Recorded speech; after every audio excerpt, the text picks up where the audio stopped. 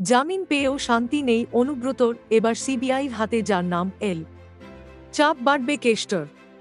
পুজোর আগেই তিহার জেল থেকে ছাড়া পেয়েছেন বীরভূমের দাপুটে তৃণমূল নেতা অনুব্রত মণ্ডল।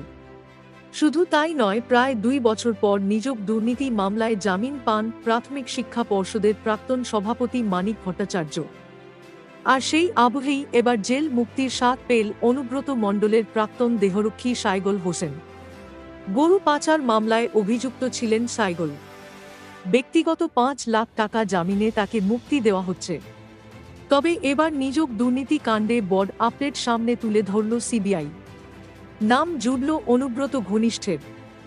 প্রথমে গরু পাচার মামলা এবং কয়েকদিন পরই শিক্ষক নিয়োগ দুর্নীতি মামলায় নাম জুড়িয়েছিল বীরভূমের তৃণমূল জেলা সভাপতি অনুব্রত মণ্ডল এর ঘনিষ্ঠ মলয় পিটের। একাধিকবার সিবিআই দপ্তরে হাজিরাও দিয়েছেন তিনি। তবে সম্প্রতি ক্ষোভে তাঁর বিরুদ্ধে একাধিক গুরুত্বপূর্ণ তথ্য তুলে ধরল। তিনি নাকি রীতিমতো মিডলম্যানের কাজ করতেন। জানা গিয়েছে, মলয় ঘনিষ্ঠ এক এনজিওর খোঁজ পাওয়া গিয়েছে। এই সংস্থাটি একটি বিএডি কলেজ চালায়। এই সংস্থার ট্রাস্টি বোর্ডের সদস্য শফিউল আলম মণ্ডল ইতিমধ্যে তিনবার জিজ্ঞাসাবাদের জন্য ডেকে পাঠিয়েছে সিবিআই আধিকারিকরা। এছাড়াও এনজিও কর্তার কাছ থেকে উদ্ধার করা হয়েছে চাকরি প্রার্থীদের একের পর এক তালিকা, যার মধ্যে সেই তালিকার 17 জন প্রাথমিকে চাকরি পেয়েছেন, যার মধ্যে 5 জন পূর্ব বর্ধমানের বিভিন্ন প্রাথমিক বিদ্যালয়ে এখনও চাকরি করছেন।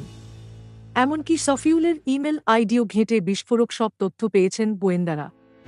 জানা যাচ্ছে, এই ইমেল থেকে 2015 থেকে 2017 সাল পর্যন্ত 17টি ইমেল পুনরুদ্ধার করেছে সিবিআই।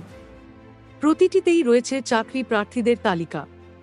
উদ্ধার হওয়া মেলের মধ্যে অনুব্রত মণ্ডল ঘনিষ্ঠ মলয় পিটের একাধিক মেলও এসেছে শফিউলের ইমেল আইডিতে, যা সবাইয়ের কাছে অন্যতম অস্ত্র। যদিও মলয় চাকরি দুর্নীতির অভিযোগ সম্পূর্ণ অস্বীকার করলেও শফিউল স্পষ্ট জানিয়েছেন, যা ইমেল তিনি করেছেন বা তাঁর কাছে এসেছে সবটাই মলয়ের নির্দেশে। মলয়ের নির্দেশেই তালিকা পাঠানো হতো পার্থ চট্টোপাধ্যায়ের ঘনিষ্ঠ এক ব্যক্তিকে।